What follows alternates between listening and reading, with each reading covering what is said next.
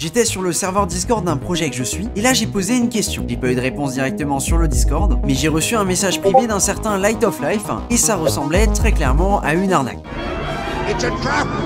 La majorité du temps, je reçois jamais ces messages parce que je bloque automatiquement dès que j'arrive sur un nouveau Discord. Mais là, pour je ne sais quelle raison, c'était pas bloqué et donc le mec a pu m'envoyer un message comme ça. Et là, je me suis dit, ok, très bien. Alors qu'est-ce qui se passe si j'essaie de rentrer dans son jeu? En fait, c'est quoi l'arnaque et comment il arriverait à me piéger? Alors juste avant qu'on commence, petit disclaimer, c'est vraiment pas une bonne idée de faire ce que j'ai fait dans la vidéo. Et le plus simple, c'est tout simplement de bloquer les personnes qui te contactent alors que t'as absolument rien demandé. Mais on reviendra là-dessus à la fin de la vidéo. On va regarder comment ce bonhomme va nous piéger. Dans son premier message, il va linker le lien du message dans lequel je pose la question, et dans son deuxième message, il me demande si j'ai un problème. Concrètement, non, j'avais pas de problème, je cherchais juste des réponses à mes questions et je voulais avoir des statistiques. Et c'est pas grave. Ensuite, il précise que si j'ai un problème, que ce soit un problème de wallet, un problème de stacking, un problème d'échange, un problème de transaction non confirmée, de display, de token, peu importe le problème, eh bien, il est assigné pour résoudre mon problème. C'est quand même fort, ça. Je débarque sur un Discord et on m'assigne directement un mec du support pour m'aider. Les belles, la vie, non? Je lui dis salut et il enchaîne tout de suite, est-ce que ton problème a été résolu? Alors je lui dis que non, mon problème n'a pas été résolu et je lui explique un peu ce que je cherchais. En fait, j'étais en train de regarder Step Up et je voulais savoir comment les caractéristiques des chaussures elles influençaient les gains. Et je voulais pas juste avoir une réponse bateau, la stat là elle augmente ça. Je voulais avoir, si j'ai tant de stats, combien je gagne? Et j'ai pas trouvé la réponse à ma question par moi-même, donc je suis allé sur le Discord pour poser ma question. Alors là, le bonhomme est très fort parce qu'il me renvoie vers un lien Discord et il me renvoie vers une annonce random du serveur Discord. Il répond absolument pas à ma question. Alors je rentre dans son jeu et je lui dis merci mec,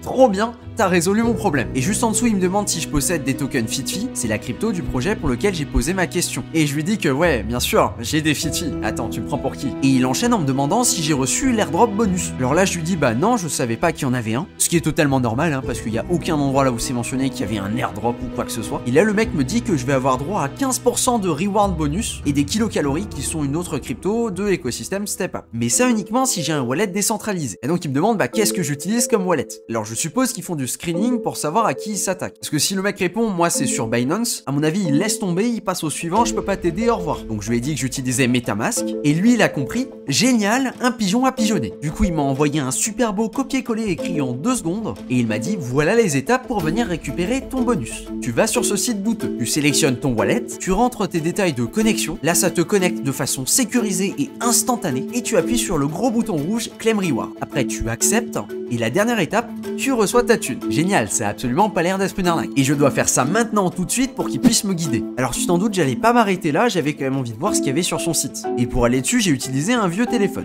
Donc voilà à quoi ça ressemble, ça nous dit Wallet Connect. Et pas Wallet Connect, c'est juste un mec qui a écrit Wallet Connect. Et juste en dessous, on a plein de boutons qu'on peut utiliser en fonction de nos problèmes. Juste en dessous, il y a une petite description qui nous dit t'inquiète pas, c'est safe, tout va bien se passer. Et il dit même qu'ils sont clients chez Ethereum Foundation, Gitcoin, etc.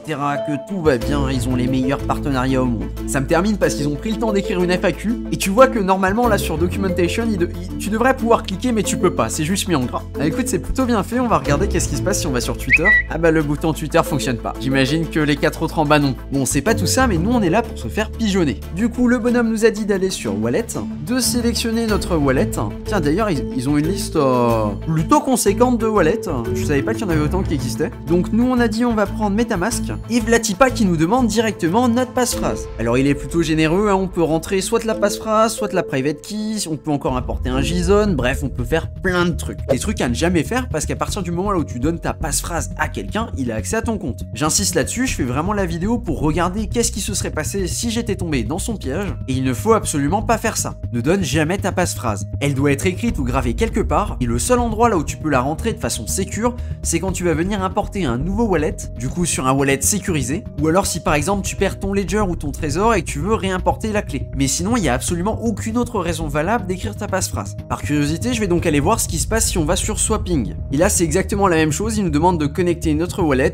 Si je clique de nouveau sur MetaMask ou autre, je pense, voilà, c'est exactement ça, il va de nouveau me demander une passphrase. Donc peu importe ce qu'on fait, il va nous demander la passphrase. J'imagine que c'est le même format, même si on demande Binance, voilà, tac, j'ai demandé Binance, il demande une passphrase, et donc on arrive sur la même page à chaque fois, peu importe ce qu'on fait. Alors là, je suis retourné sur Discord et j'ai demandé au bonhomme, bonhomme. Ton affaire là, ça sent pas un petit peu l'entourloupe parce que ça me demande ma passphrase. Et moi, on m'a toujours dit que c'était pas safe de la partager. Et là, en tant que connaisseur, il nous répond avec un merveilleux copier-coller. Le site est 100% safe et sécurisé. Personne n'a accès à tes informations et elles sont automatiquement supprimées après ta connexion. Alors si je rentre ma passphrase, la seule chose qui va être supprimée, ça va être mon argent. Ensuite, il enchaîne de nouveau avec son QR code et nous dit qu'après, la phrase sera supprimée du site. Et il me demande combien d'argent j'ai pu récupérer en connectant mon wallet. Je pense honnêtement 0 et je pense surtout que j'en ai perdu. Après ça, j'ai plus répondu et le mec avait l'air d'insister pour savoir si j'étais encore là et si j'avais un feedback à lui donner. Donc ça, c'est vraiment le plus récent, je l'ai fait il y a quelques jours et j'avais déjà fait la même expérience il y a plusieurs mois. Pareil, j'étais sur un Discord et j'ai dit que j'avais un problème. Il y a quelqu'un qui a slidé dans mes messages privés et il s'est fait passer pour un modérateur. Alors mon problème, c'était que le site disait que j'avais pas assez de frais de gaz, alors que selon moi, j'avais largement assez pour payer les frais de gaz. Et le mec avait la réponse. Il m'a dit qu'il était désolé pour le problème.